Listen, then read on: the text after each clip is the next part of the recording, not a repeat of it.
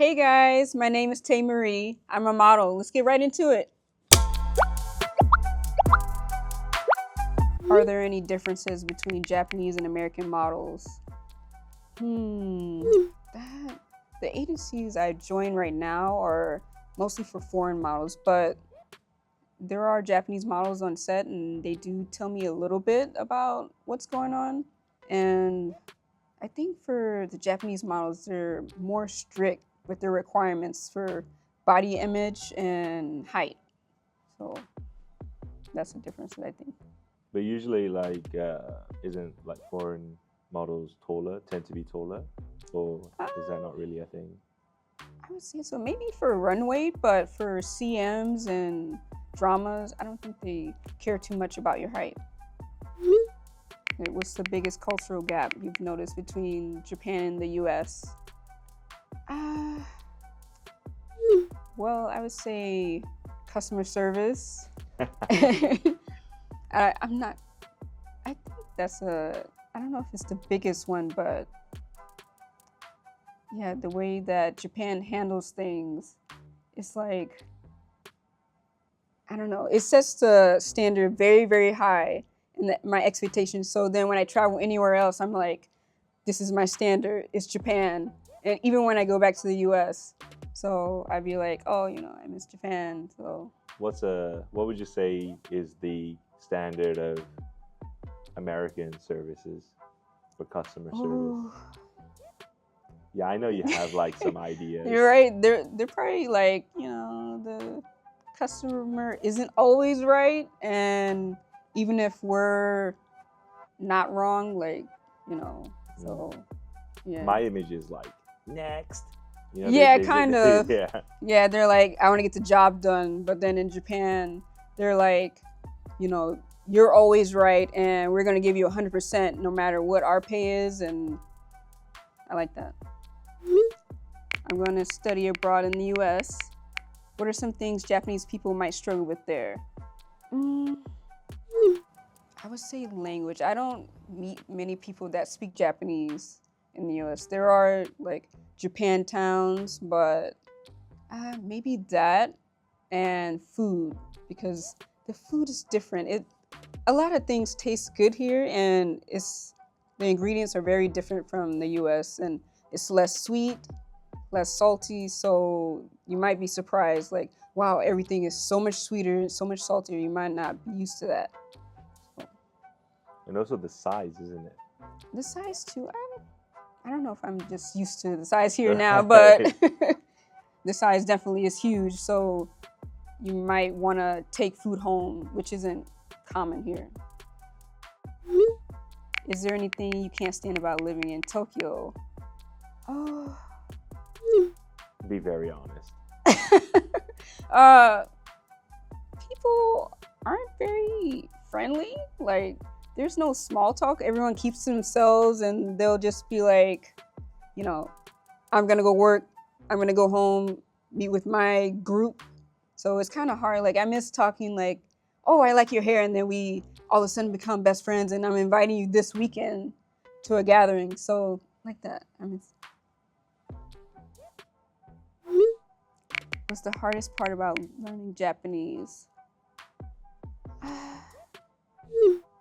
I would say, the hardest part for me right now is speaking. My listening skills are very good, but speaking. Sure, you can say kanji, but, is it really, the whole point of language learning is speaking. So. I mean, you don't really need to be able to write anything nowadays. Right. Right. Fair enough. What's the weirdest part of Japanese culture? Sure. Maybe, I'm not sure if it's gonna offend anyone, but the love. It's okay, offend everyone. The love hotels. There's so many. Right. They don't have love hotels in the States? Is that not a thing? Not a specific thing. It's either you go to a hotel or you just right. So right. What's the big deal about love hotels? Is it because of the space in your apartment, or you just don't want to tell someone where you live? So it's themed, and then you don't have to pay for the whole day either. So you can pay for a short amount of time. Can you draw a surprising or shocking experience you've had in Japan? Well, let's see, the shocking experience.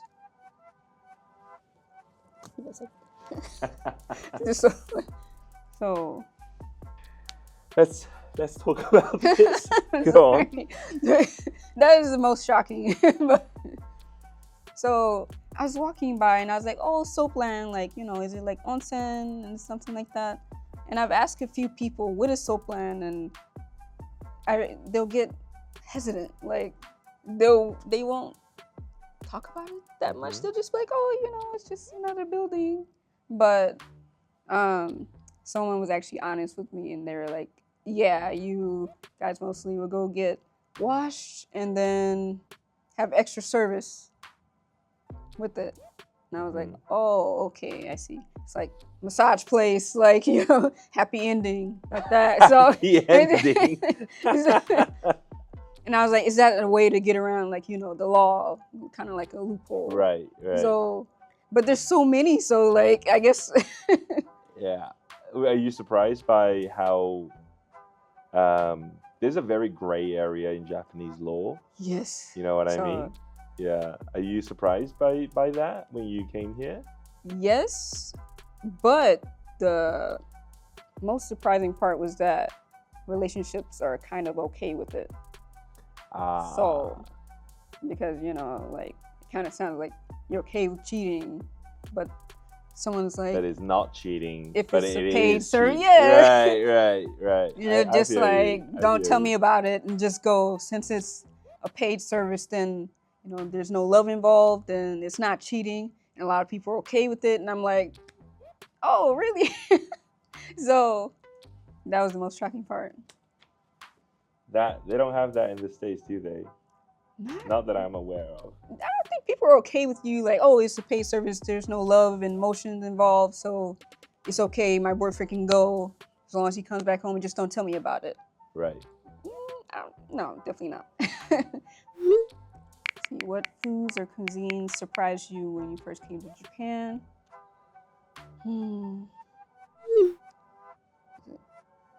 Shirako? Sorry? It was like cuttlefish sperm. Shirako? Right. Okay. Right. So, right. So I saw it and I was like, oh, this looks kind of good, but I didn't realize what it was at first. But did you like it? Like yeah. The taste of it, not what it is. So now I'm like, you know, when I see it on the menu, I want it. So,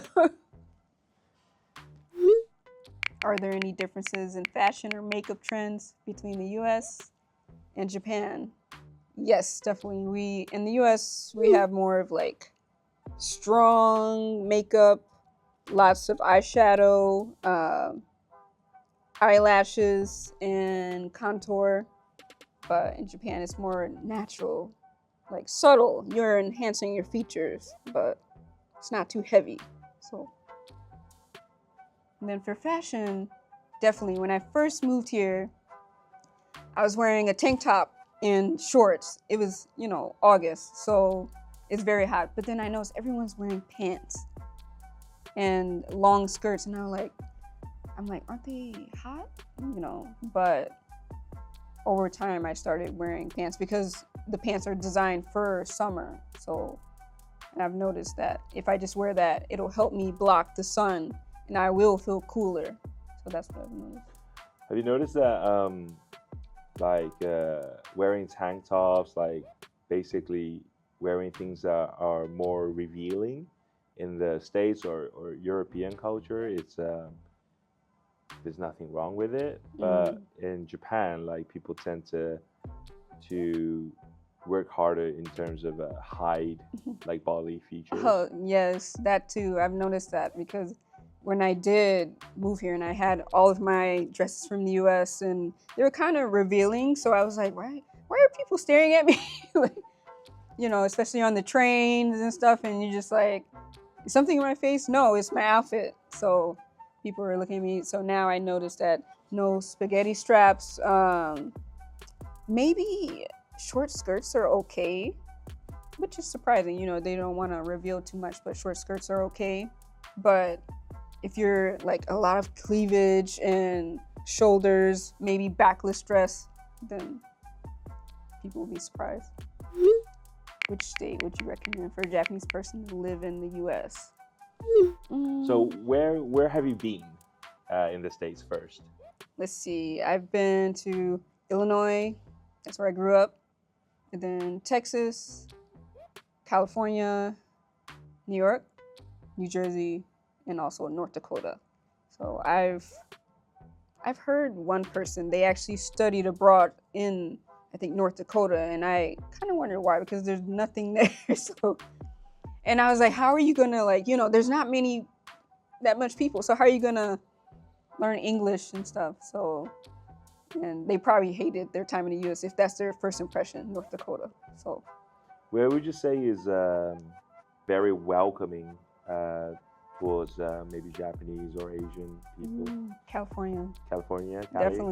Definitely. There's so many, like, they have a Japantown in San Francisco, so, and also LA is very welcoming to everyone. So. Hey guys, I'm Tae Marie. I'm from America. I'm a model and a content creator based in Tokyo. So if you need any promotion services or if you need a model for your business, feel free to check me out on TikTok and Instagram at the Tae Marie. Maybe a cool curiosity. That's everything. Thank you so much for today.